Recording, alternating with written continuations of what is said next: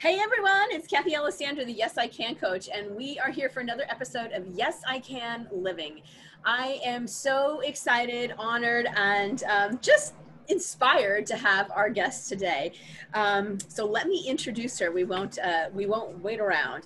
Pamela Benson Owens has been an entrepreneur for over 20 years and is the president and CEO of Edge of Your Seat Consulting. She most enjoys collaborating and working with organizations to assist in matters regarding all things geared toward organizational effectiveness. Currently, Pam serves as the acting executive director for Six Square, Austin's Black Cultural Arts District. She feels fortunate to be able to work on meaningful projects alongside a talented team of professionals who demonstrate high integrity and consciously work to provide the best support to clients. Pam is also in her third year of being on faculty at the Center for Nonprofit Excellence at Austin Community College, where she teaches fundraising principles and methodology around donor motivations and diversity. Pam holds an undergraduate degree from Texas A&M in journalism. That was something new. I hadn't learned that of the magazine and all. And a master's degree in human services with a concentration in conflict resolution and mediation from St. Edward's University. She has a certification in diversity education and has also completed coursework towards an advanced theological degree. Pam is, well, you know what? I have met you years ago, and enough with the official bio, right? Oh, that doesn't right, I know. Okay, so we got the official part done. Now, let's have the chat, right? Because we met many years ago and have had a lot of fun together at various events and getting to know one another. And then I follow you like a hawk on social media. I love your posts and the percolations you used to do, and just your true vulnerable authenticity on a regular basis, even with the homeschooling. So Pam, welcome. I'm so excited to have you today. Thank you. I feel like this is a long time coming. It's like you meet people and you have an instant connection. And I felt that in you.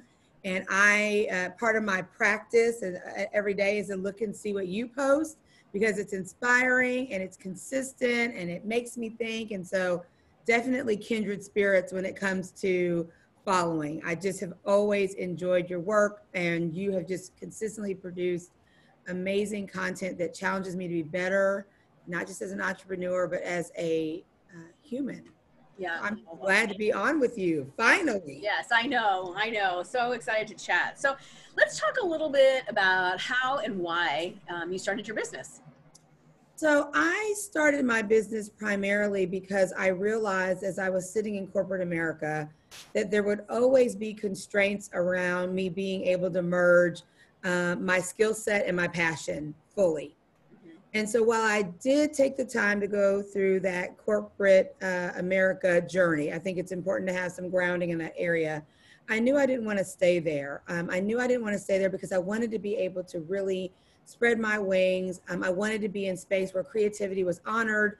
I have both a creative side, but then a business side. I wanted to be able to merge those on my own terms. And I felt like I was actually better and more of value to an organization being on an outside looking in to help gain perspective than to be on the inside. Sometimes you can be inside a machine and become the machine. Yeah. Then you abandon some things for the rules of engagement in an organization. So I did do some time there and in space there, but have ultimately realized I'm really better in the capacity of riding alongside an organization and co-creating different culture and new norms. And sometimes the best way to do that is outside of the actual structure. Mm-hmm. Okay. Yeah, I love that. And, you know, we had talked on the phone previously, and you'd even talked about, it sounds like one of the groups you're working kind of alongside with is a lot of the younger millennial generation too. So the learning curve there has been fascinating. But again, it's also that ongoing opportunity to test and build your leadership skills. And so I am not the same leader that I was even 2 years ago. Leading in pandemic is an entirely different set of skills. You get really crystal clear on what's urgent and what's important. I used to commingle the two in my leadership and feel like I didn't have to have parameters and boundaries around how I operated. So even now in that space, not only have they challenged me with technology and the way we communicate, they've also challenged me on, you say you're about boundaries and good well-being, what are you doing? And they're vocal about it. So it's been fascinating just in me to go, what am I bringing forth? What am I standing for? What am I giving voice to? So I'm telling you, that's been like a graduate school program in and of itself, even the last several months in this really uncertain time. Right, right. I love it. Yeah, taking the lessons from the younger generation, right? All the time. Yeah, All the right. time. Yes. Love it, Yes, love it. absolutely. So let's talk about, business. I mean, you 20 plus years. I mean, you've clearly seen, your share of challenges as you've gone along. What has been your biggest challenge and how did you overcome it? Well, first of all, it's almost 25 years, and I just keep putting plus because I'm starting to be an elder, and I'm hanging on for dear life. I sit in meetings down. They're like, Miss Owens, Miss Pam, and I'm like, who's that? Like, I don't. So I will tell you, I've got some sensitivity there, Cathy. But my biggest learning lesson, or I would say the biggest mistake I made starting the business was giving it away for free. If you said, what's the worst advice you've ever gotten, that was it. Pam, you have to start by giving it away for free. I understood the methodology behind it. Let people get to know you, try you out. Well, the problem with that is you train people to not put a monetary value with what you're giving. And so it's a much harder pivot to get people who are not paying to pay than to start with paying, right? So my biggest mistake starting was that. My biggest learning lesson was understanding that people come to me, and with that comes the opportunity to not feel like I'm in scarcity mode. Right? It's like if they knew how to do it themselves, they wouldn't be coming to me. And so having to really change my framework around, they came to me, here is what I can offer, here's my price, not telling them all of it up front. I've learned that lesson because then they might run with it and never engage with you. But I've really learned that I am in abundance mode, and that means there's enough for all of us. I don't have to be in competition with anybody. And they came to me. And so I have the opportunity to control what that looks like in terms of how much work I want to do, how I want to do it, and when I want to do it. And that took me a good 15 years to figure that out. Yeah, that's a tough lesson. That's a painful lesson, right? That's a painful lesson. And you have to just understand that you feel like, oh gosh, I might not be able to survive. You will. Yeah. If you are standing in your yes, it always works out. Yeah, for sure. Do you have any advice or a tip that you could give somebody who's listening who thinks, okay, but with the pandemic and everything going on in the world, I just don't feel like I can charge or should charge? Is it really a mindset thing? Is it just really living and owning up to the fact that they're still coming to you? Or what would your idea be on that? I would say, just like anything else you would do, organize your caring and philanthropic heart, right? Have a plan for it. Because I'm a super generous person and a giving person. And so when this started happening, I took out a piece of paper. I'm sure my team would want me to do this in Slack or Trello or whatever notes page. I just pulled out a piece of paper. Good old fashioned paper. And I drafted out what my threshold could be to give reduced cost to some nonprofits. I scaled it. What could I do? How many webinars could I do at this price? How many? Okay. And then I said, that's my plan. And I'm not going over that. And then have my accountant hold me accountable. I love it. Yep. And so therefore I have the language, and it's true. During pandemic, this is my pivot plan, my pivot pandemic plan. I've already done the 4 free webinars, so I can't accommodate that. I've done the 3, and I've just stuck with that. And it's actually provided peace for me because I do want to serve and help, but I can't do it all. Right. So what can I reasonably do, and what is the threshold that my business can tolerate? And if you're somebody that started a business and then the pandemic hit, the same thing applies. Yeah. Right? It's not about because I've been doing it a long time. It's because you should have plans and parameters around all those things, even the things that we do naturally. Give. Right. Right? Because you can get down the road and you can be completely out of whack with that. Yeah, So that's an important thing. And I think even though we're months into this pandemic, right, it's never too late to stop, stop and look at that and really figure that out for you now going forward. I love that, Pam. Thank you. I think that now is the time, because we kind of went through this first clip. We thought we would be back to normal. Yeah. We're not. So it's a fluid document. It's worth looking at again. Yeah. Now we're in another set of time that we didn't think we'd be in. Time to reevaluate what is my business threshold on this giving piece. Right. Adjust it. 3 more months, you might need to look at it again. Yeah. That's proactive planning. It saves a whole lot of time. And like Brene Brown says, clear is kind.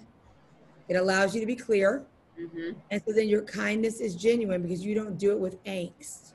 Right? We've all said yes when our head was going, and we're like, sure, I'll do it. And you're like, no, I'm not. No, I'm not. We've all done it. So it just gives you some bumper rails around those pieces. Yeah. Yeah, I love that. Strategic yeses. Abundant no's. Yeah, right. That's right. That's right. That's my thing. Strategic yeses, abundant no's. I need to put that in a sign in my office. That is brilliant. I will recall your words on that. Please do. Please do. So let me ask you, let's get into some deeper conversation here. So, there's a lot going on in our world. The racial inequality has become a huge, not that it hasn't been there, but it's come out, in the light in a big way over the last few months. I know you talk a lot about this on your, Facebook page and all of that. And so I just want to talk to you now for our listeners, a little bit about, how we can shift and pivot as entrepreneurs. To help in that and what we can do or what we should read. How do we educate ourselves to really understand that and be able to make a difference? It's such a big question. I would first say, everybody calm down. Relax, deep breath. Okay? I say to myself every day in this space around this bubbling up that we can't ignore, that really started coming on board with when George Floyd died, right? All of a sudden, it was almost like a light switch. And to your point, it was there, but it became magnified in ways that maybe we had not grappled with before. I say to myself every day, I will surrender to the longevity of the journey, but not to injustice and fear. And the first part is an acknowledgement that I have to almost surrender to this longevity and the journey that comes. Point is, there's no closure. There's no, perfect answer. When we try to take on something like social unrest or racial injustice or racism, it's big and it's complex. And as doers, especially as women, we want to be able to just tie it up and check it off. It's not that kind of deal. It's an ongoing commitment to be conscious of what's going on. It is not about ushering in guilt or shame or blame. I find those to be totally useless approaches to this work. It's just not good. What it does give us an opportunity to do is to listen and learn, and then listen some more and learn. Notice I didn't say act right away, right? Because I think we want to just do something. There's enough time for that. The biggest gift that we can give ourselves is to educate ourselves. Start reading, right? If you haven't read White Fragility, read it. If you haven't read So Let's Talk About Race, read it. If you haven't watched 13th, the documentary, watch it. Those are some good fundamental pieces to start. And then stop and go, what do I think about what I just read or watched? Why do I think that? How did I get that, right? And it's really going to be uncomfortable. because we have to unlearn what we've learned in our conditioning, which is you don't talk about race, religion, politics. Those are off limits, right? So it's already uncomfortable. And I want us to just hold space for that's freaking uncomfortable. And then get over ourselves and in palatable chunks that are comfortable to us, read, listen, watch, learn, but then stop and say, why do I think what I think? How did I get there? And I think sometimes we get really bogged down in, if I admit that I had a bias of some sort, if I admit that my bias by mere virtue of experience or assumption is white men over 45, let's just say, that if I admit that I'm no longer good. Now I'm uncomfortable and I'm not good. But it's really not tied to goodness. It's tied to conditioning and exposure. I've been conditioned in this way. It doesn't make me bad, right? And the ongoing maintenance of that should be something that we just naturally lean into doing because we want to grow. And then when moved to act, the right thing will surface and feel right for you to act in. But now I feel like people are being action shamed. Yeah. Why aren't you doing this? You didn't post that. Why is that not happening? You know what? You might be at the green light on that subject and my friend's on the red light. Are you going to ask Cathy to run the red light? No. If you care about Cathy, you're going to hold space for Cathy. Right. And let Cathy get there on her own. And I think we have such an opportunity to operate from a place of self-compassion and calibration and kindness. And anything other than that, I just don't get involved in it because I don't believe it's the way forward. Nobody is motivated by shaming somebody to better behavior. Right. Cathy, you don't get up in your workshops and say, I want to shame you for not starting your business and living in your purpose. Nobody's signing up for that. Like, no. Right. No, absolutely. You know, and I think it's unfortunate because particularly that with social media being so prevalent right now and, you know, comments being made and then the way people jump on people about it. Attack. Right. Yeah. Attack. Exactly. Attack. That's the word. And even those who, I know myself included, when things happened with George Floyd and the whole sentiment of the country started to shift, I needed to take a step back just to kind of do what you were saying, right? I mean, breathe was the first thing, you know, and then understand. And, but there was a lot of, you know, guilt tripping and shaming going on around, you know, if you're not out there, you know, moving, you're holding it back or whatever. Right. And so, you know, it's a really tough subject. And it's a tough subject, and I continue to stay in the center of it because I feel like the more we talk about it, the more comfortable we get in it. Right. But I will tell you too that from what you just described, it's also having us show up now, not as ourselves, right? Like we're sending our representatives to these meetings and these conversations. And so it was just so funny because the other day I'm talking to a colleague and she said, Pam, I was talking to somebody and it took me several minutes to figure out who they were talking about. I said, why? She said, because she said, do you know Pam Owens? And she's like, yeah, Pam Owens. She wears glasses. Her nails are usually have decoration on them. She likes bacon and da-da-da. And I said, why didn't you say Pam Owens? She's a Black female. She goes, I didn't feel like I could. I said, that's the problem. That's a problem, right? That we can't even use our natural way to describe somebody that we care about or work with. We're working so hard to not say that we're missing out on opportunities to convene really meaningful conversations. And then we just got to get comfortable with, you're probably going to offend somebody. You probably might make a mistake, but nobody usually is, you know, eliminated in the making of a mistake. As a matter of fact, mistakes can be powerful. Right. Big learning lessons. Yeah. Huge. I mean, isn't that the whole point of mistake? If we don't take the lesson from the mistake we've made, exactly. We're just going to keep making, right? And there are no experts in this space. Like people are like, well, you're an expert. You know, I'm not. I am on the journey with you. I make mistakes all the time. I am corrected when I use language that doesn't fit or if I describe in a certain way.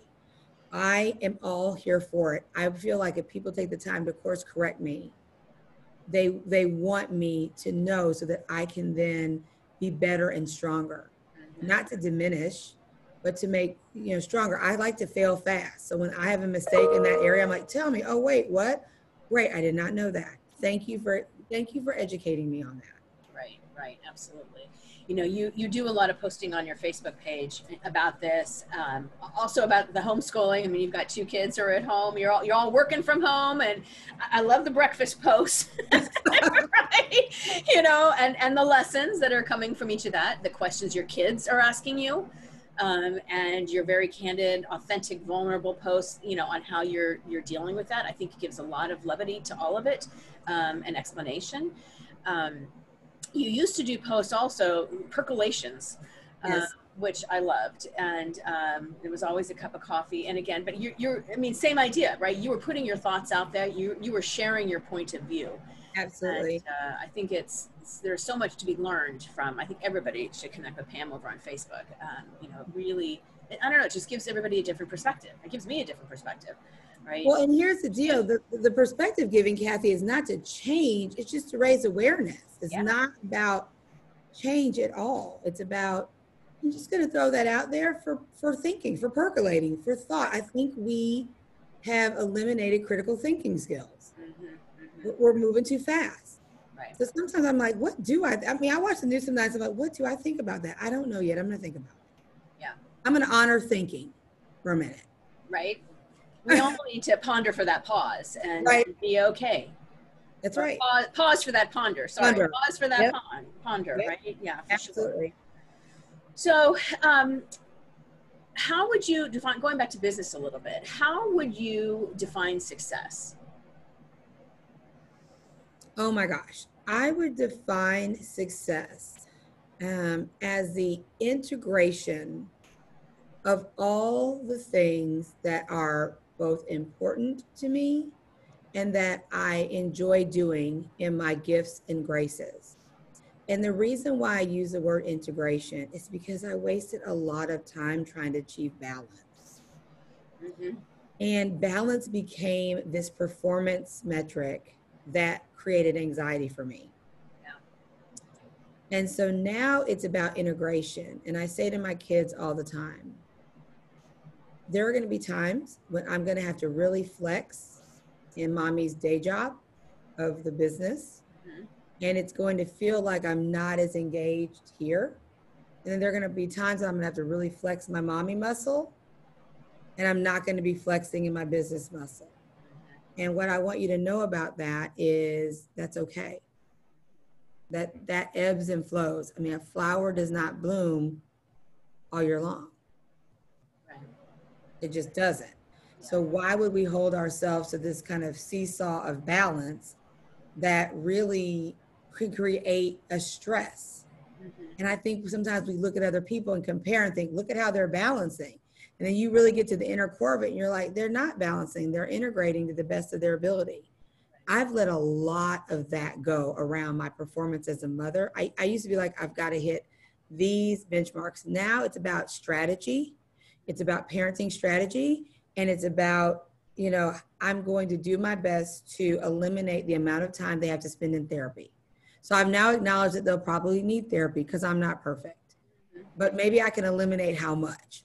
That's a good benchmark. So that's success to me now. Where it used to be, I've got to have dinner on the table at 5. I've got to be at every parent, I've got to do all these things. And I realized that I was creating anxiety in my kids trying to hit that mark. So for success for me in that is that saying it's going to be integration. And sometimes it's going to feel like that. And that's okay. And I'm not going to apologize for it because when I try to do balance, it actually created an energy that sucks. So I'm not going to do that. And in my business, it's being able to live in a place of abundance and not take every gig that comes my way. And that took me a long time to get there. And so if I find myself having to overprove that I'm the right fit, I don't take it. Whereas back in the day in scarcity mentality, I would take everything and then be mad at myself for doing it. Right, right. So for me, my success mantra has changed a lot. That not all clients are the ones for me. Doesn't mean they're bad. I refer a lot now, and I go, I could do that for you, but actually Cathy's better at that. Let me connect you. And that has been pure freedom for me on my success train. I mean, truly freeing and liberating to live in that space. And so sometimes success looks like writing a proposal, and sometimes it looks like wine on my child's trampoline. I want to see a picture of that. I do a lot of very good thinking on that trampoline, and sometimes that's where I have to go, and that's just what it is. Yeah, yeah, no, you know, absolutely. We've all got to give that thought, and I love the fact that you said not taking everything. I mean, it really is all about abundance and scarcity, and I think we're living in a time right now where the abundance mentality, we're almost having to consciously be aware of remembering that on a, not that we don't always have to, on a regular basis, right? But it's so easy with all the news and the media and the social media and all that, right? That it's easy to slip into that scarcity mindset and be like, yes, just, any job, every job, all of it, right? And then, and then when you really get your footing around that, there are scarcity bullies, right? Yeah. So when you start living in abundance, then you get the bullies that are like, that's careless. Right.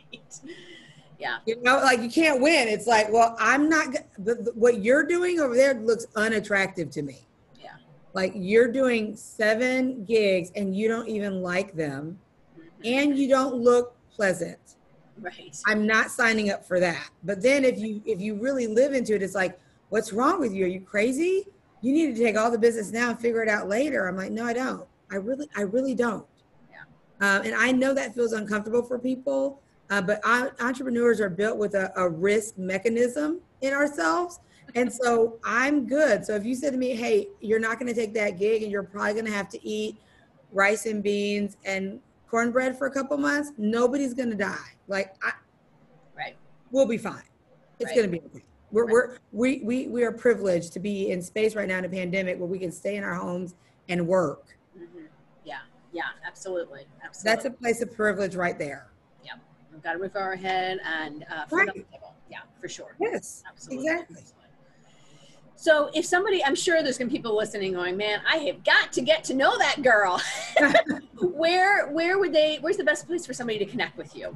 So my website is PamelaBensonOwens.com, my whole name, and you can connect with me there. My Facebook is Pamela Benson Owens. You can connect with me there. I have a podcast called Rooted that I'm doing. And those are really good places. You can always find me. Instagram handle, same thing. You can always find me. My company's called Edge of Your Seat. I have that Instagram handle as well. But I utilize that as a way to communicate. And it's great because you can have as much or as little of me as you want. You can self-select. you can self-select how much you want to know about me. But yeah, those are my main places that you can find me. Perfect. Fantastic. Okay. Well, our time is coming to an end. And so unfortunately, I could talk to you all day, but I have one final question I love to ask everyone who comes on the show. And that is, what makes you what makes you a yes, I can woman? What makes me a yes, I can woman? I have to be honest in saying to you, because I was going to pull out this journal entry that I wrote about you way back. I did not even know what to make of that till I met you. Mm-hmm. And it really messed with me when I first met you, because I'm like, clearly I have not done the work on this particular area of being a yes, I can woman. And so you really sparked me to think about that. And I think now for me, a yes, I can woman means I have capacity. I can be consistent around my skills and talents. And I can have a confidence even in times when it might take a hit in some ways. And so for me, those are the areas that by mere virtue of knowing you and you posing the question, which you've always done, like you've been consistently checking on us on this area.